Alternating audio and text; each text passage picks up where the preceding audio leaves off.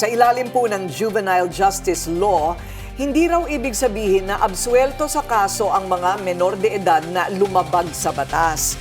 May mga programa para sa tinatawag po na intervention, yung diversion, rehabilitation at reintegration na kailangang harapin ng mga bata. But, you know, the implementation of all of that, hindi ko pa ma-imagine. Oo. At sa likod ng trahedya sa Tacloban kung saan 2 menor de edad ang sospek sa pamamaril na ikinamatay ng 3 estudyante at ikinasugat ng marami pa. Paano nga ba masisiguro ang pananagutan? At ano ang mga dapat gawin ng pamilya, paaralan at iba pang mga institusyon para maiwasan ang ganitong kaso? At ano rin ang mga susunod na hakbang para makamit ang hustisya sa mga biktima aside from paano ito maiiwasan in the case of other minors. Ayan, para malinawan tayo sa teknikal na aspeto ng batas. Makakausap natin Attorney Tricia Oco, siya po Executive Director ng Juvenile Justice Welfare Council. Welcome to Memo, Attorney Oco. Ito po ay private organization? Hindi po, ito ay government organization. Under po siya or parent agency namin ng DSWD. Okay. When it comes to the law, yung the rights of the child, di ba meron pong ganun? Yes. The rights of the child, no? Does it At include criminal liability? Oo, nakalagay doon yung how we should administer yung justice para sa mga bata. So, ang isa doon is dapat depende sa kanilang edad. Kasi ganun naman it's a practical reason na pag bata, titingnan mo, depende sa edad niya kung paano mo siya didisiplinahin. Pero, karapatan pa rin ng magulang, karapatan ng ating mga adult, responsible adults na dapat kinokorek yung bata at binibigyan siya ng disiplina. Kaya lang in accordance to the age and capacity, yung tinatawag nating evolving capacity ng bata.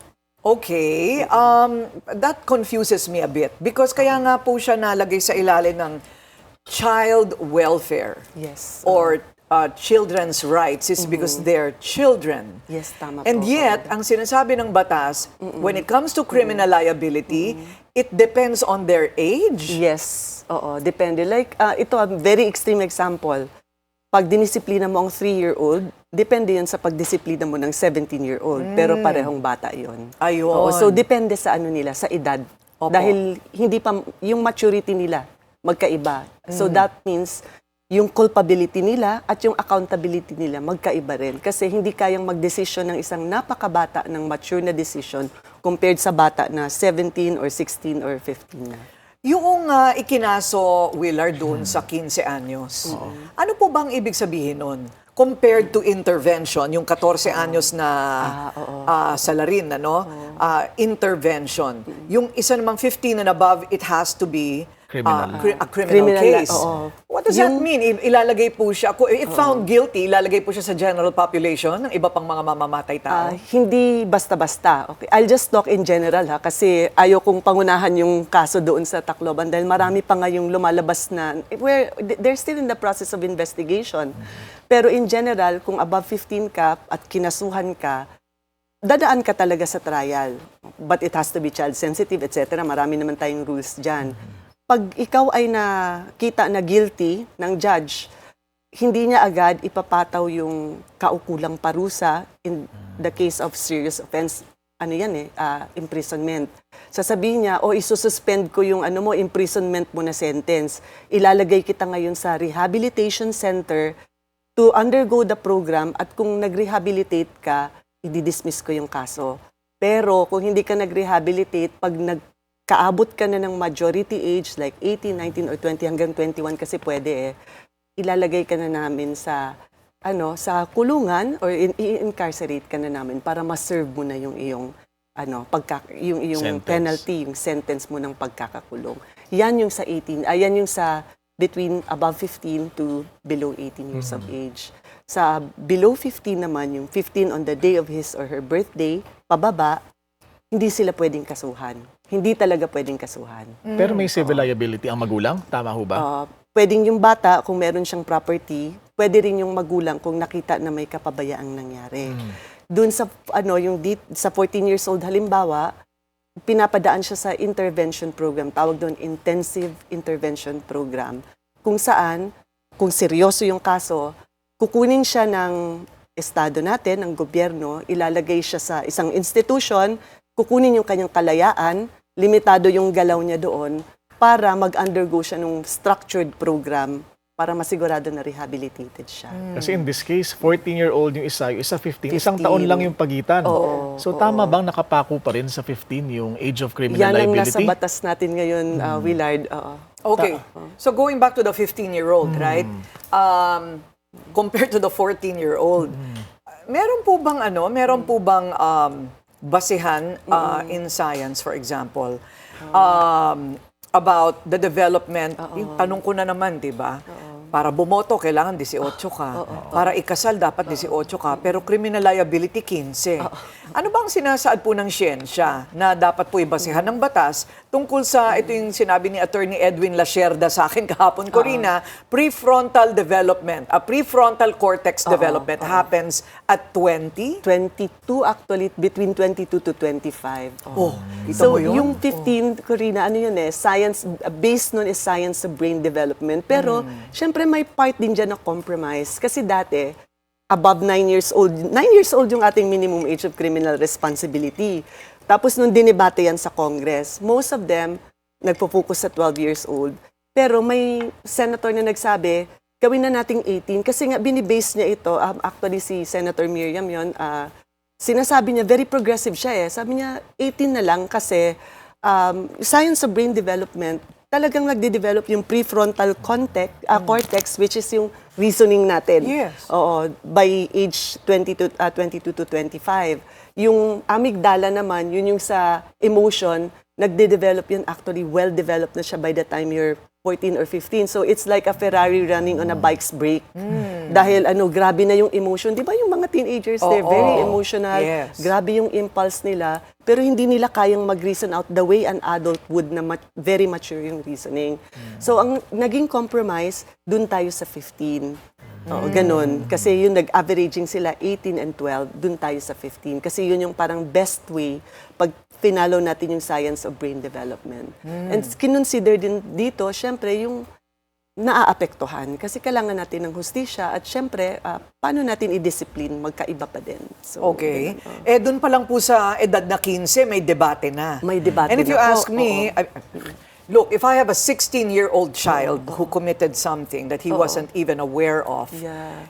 iisipin mo, ano bang basihan ninyo na 15, 16, kailangan ng makulong? Nag-average lang pala kayo. Pero Hindi may ba? base naman nun ay science of brain Yes, yes. development. And Oo. at the same time, yan din yung average sa buong mundo. It's really between 14 to 15. Really? I mean, Yes. even abroad, in Even first world abroad. countries, 15 is liable. Yes, 14, 15. So may tayo, ganun. we're in the average actually. May ibang napakataas like Peru, sila ay 18 na. Okay. Ano ho yung napansin nyo, ma'am, sa trends abroad? At pagdating sa age of criminal liability, kapag mababa ho ba ang edad ng pananagutan sa batas ay automatic na nagiging deterrent ito? Not really, Willard. At meron na rin tayong mga researches and studies na nagpapakita if you want to deter violence na kinukumit ng mga bata, ang tutukan mo talaga yung drivers of violence. And it's not the law. Kundi yung environment nila, ano yung kinalakihan nila, yung access nila sa social media na nino-normalize yung violence.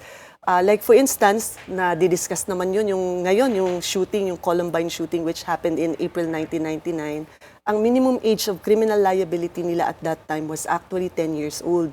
Very strict yung batas nila, meron silang death penalty at that time, at pag between 13 to 17 ka at nag-commit ka ng serious crime, pwede kang itry as adult. So, ilalagay ka na sa kulungan, hindi na itatago yung mukha mo tulad ng ginagawa sa mga bata, but it didn't deter yung two youth na mag-shoot doon sa kulungan. And in fact, ngayon, doon sa school, and in fact, ngayon, ang ginawa nung Colorado, because that was where the school was based, in-increase na nila yung age to 13 as a minimum age of criminal responsibility.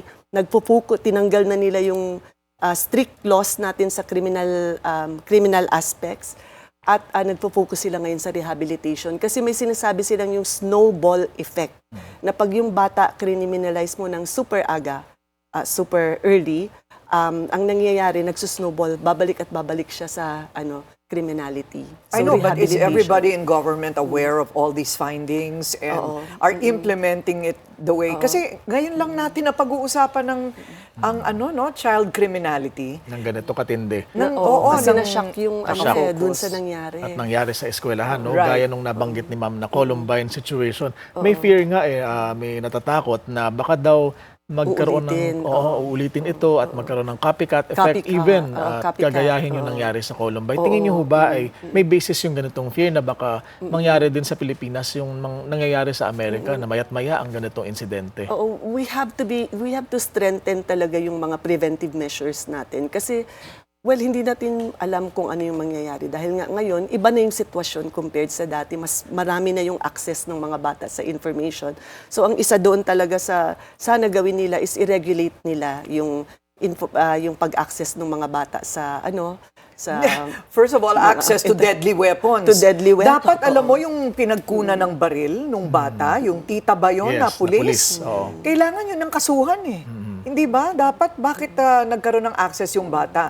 Pero hindi ba, okay, mabalik tayo sa datos. Di ba sabi mo sa akin kanina, Willard, na ang dami pala. Oo. Ang dami palang mga kaso ng School-related violence. school-related. Yes, How many? From 2022 to 2025, higit 1,000 na according to the PNP Women and Children Protection Center. Higit Thousands. 1,000. Oo. What, in 2026? Since 2022. 2022. Okay. So marami-rami. Hindi natin nababalitaan masyado. Ano po? So dapat mag-strengthen din ng DepEd yung programs nila para magkaroon ng safe schools. Kasi ang school hindi siya dapat safe siya. Yun yung place kung saan tayo natututo at hindi yung place kung saan may violence. So dapat strengthen din yung programs doon. Well, para apparently, napiprevent. attorney, kahapon, nalaman po natin, itong DepEd ay mayroon palang pondo Para for sa mga- security in particular, right? Okay. Na ewan ko lang kung ano ba ang pinupuntahan ng funding for security of schools dito sa ating bansa. Magbayad ng security guard na tulog parate. Di ba? I mean, metal detectors might rin not solve the foolproof. whole thing. Hindi, Yes. it won't. It won't, but it can be a deterrent. It can prevent it, pero yung mas malalim na titingnan natin would be yung mga programs sa school. Halimbawa, yung mga, paano nila i-detect yung bullying? Kasi yung iba ang root cause nun hindi ko alam dito sa Tacloban kung yun talaga, pero yung sa ibang schools na napuntahan namin na nagkaroon talaga ng violence, ang root cause nun was bullying. Okay. So, mabalik po tayo doon sa age, no? Kasi for now, that's the main issue. Pinagdebatehan na nga po yung edad na 15. Paano po yung mga nananawagan na dapat ibaba pa yan to 12 or even 10? We can years old? discuss, pero dapat evidence-based yun. Kasi, paulit-ulit na ako dito, di ba? Half of the solution is knowing the right problem to solve. Baka kasi magiging sabi nga nung isang psychologist na kakilala ko, it might be a lazy way of responding to the situation na pag sinabi mong, sige, baba na yung batas, It tapos is. na. For me, para oo. sa akin, oo. Tapos hindi mo naman titingnan yung ibang mga programs. Kasi nga, nakita na natin sa researches, nakita natin sa experience ng ibang bansa, maraming mga violence ng kids, pero mababa yung criminal age of responsibility. So, baka hindi yun ang sagot. Kaya gaya nung napag-uusapan natin, di ba, Corina, mahalaga na malaman yung profile ng pamilya nung dalawang bata na involved and yung individual profile and even the community profile kung may problema ba sa bahay or sa kanilang immediate surroundings na Correct. posibleng nagtulak sa kanila na gawin yun to find the right solution and appropriate tama, one. oo. At saka yung ang isa is dapat meron tayong pinofocus din sa victim kasi they need justice. So dapat meron tayong mga programs na talagang supported yung mga victims kasi ang sakit nung nangyari sa kanila. And the families na naiwan. At yung mga families nung naiwan. Correct. Ano po ba ang madalas na krimen ng mga bata sa inyo pong datos? Karamihan theft. At theft, okay. Meron ding drugs. Teka, inisip ko yung top 5 I have it in my, Sige po. in my Gusto list. namin malaman yung top 5 Sige, na yan. hanapin natin yung top 5. Attorney Oco mamaya, kung nag-work ba yung mga intervention programs? Oo nga. After Ano ba yung all, intervention programs na yan? Oo. At saka may Boys Town pa ba? Ito. Girls Town, no? Hindi Yan na tawag yung Boys Town Bahay doon. Yan Pag-asa na yung na ba? Bahay Pag-asa. Pero ito yung nakita namin sa from 5 years. 4 lang pala. Kasama yung theft, hindi, sorry. Sige, sasabihin ko Drug. na lang on Oo. top of my head. Theft, minsan physical injuries, robbery, rape, at saka drugs. Yan yung usual suspect natin. Oo, and the age Usual and the mainstay. age ranges from what? Below 18 lahat, pero ang mas karamihan above 15. Above 15 to ang 18. nagko-commit ng crimes. I see. Okay. So, So, ma'am, ulitin ko lang po yung top 5 na, Okay.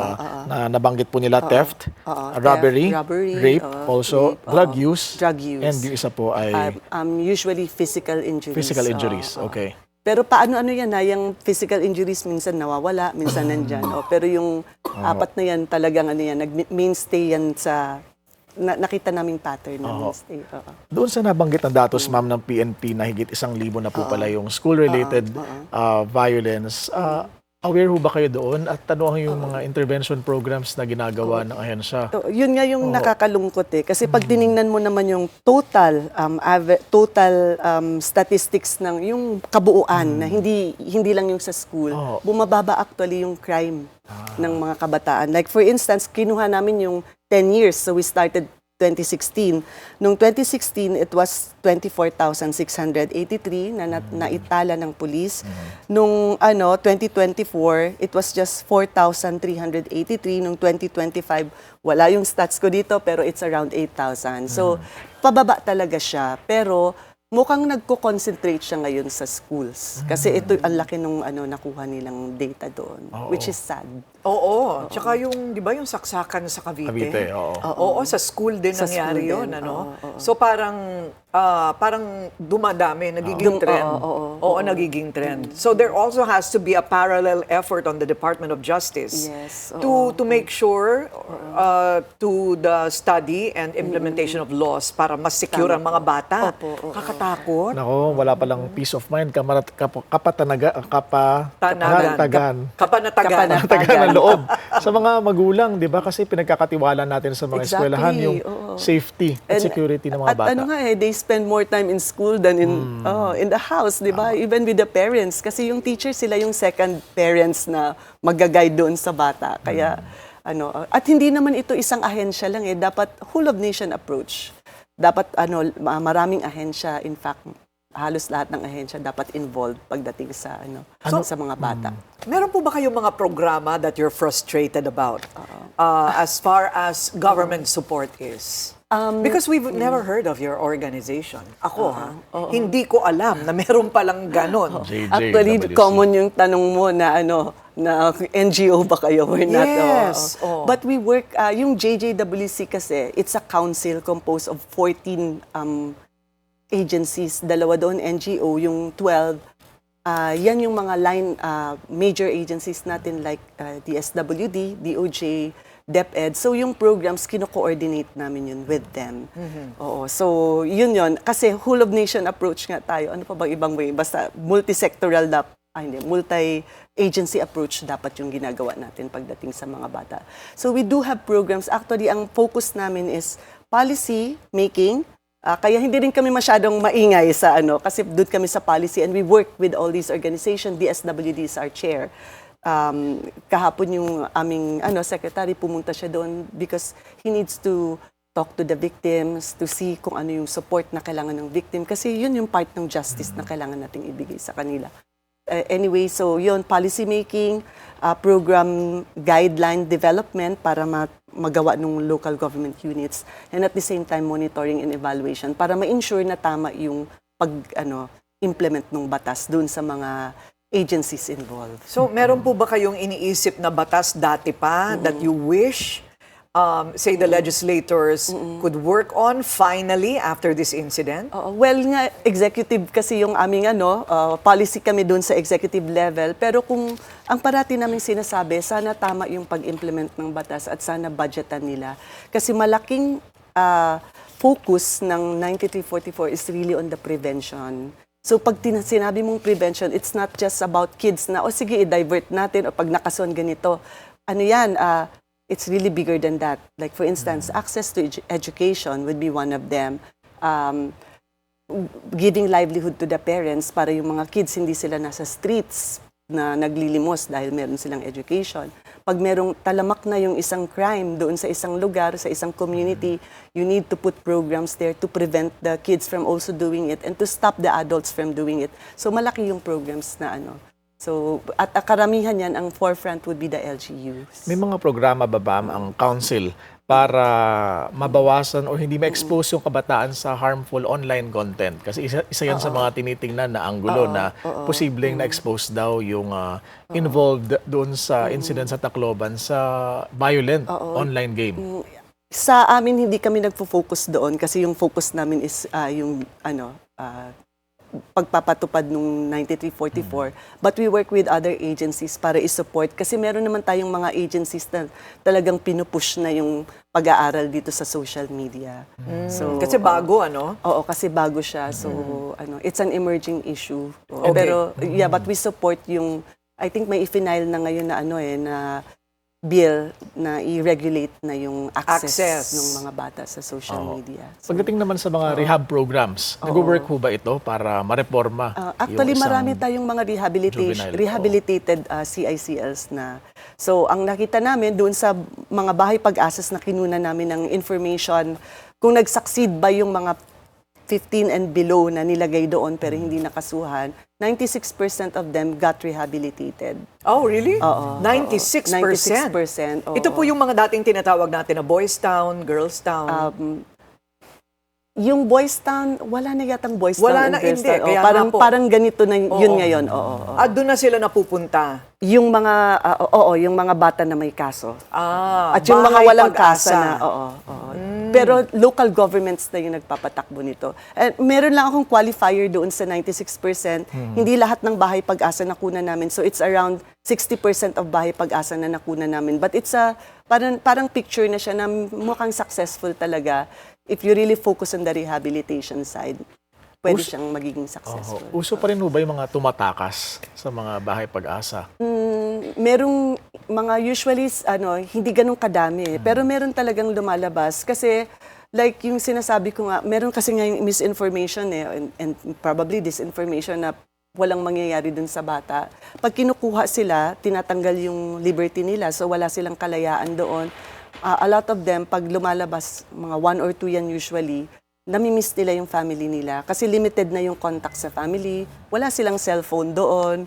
Wala silang, yung TV nila is regulated. Wala silang computer. They can't play yung mga games online or sa phone nila. So yung iba, hindi nila gusto yung ganun. Very structured kasi yung So when you say programs. rehabilitated, then 96% of that 60% become productive members of society. Yes, marami Yun ang kaming ibig sabihin nun. successful success stories actually. Hindi lang namin ma-publish kasi confidentiality rule at saka yung iba gusto na rin talaga nilang mag-start ng bagong buhay na Ayun. clean slate sila.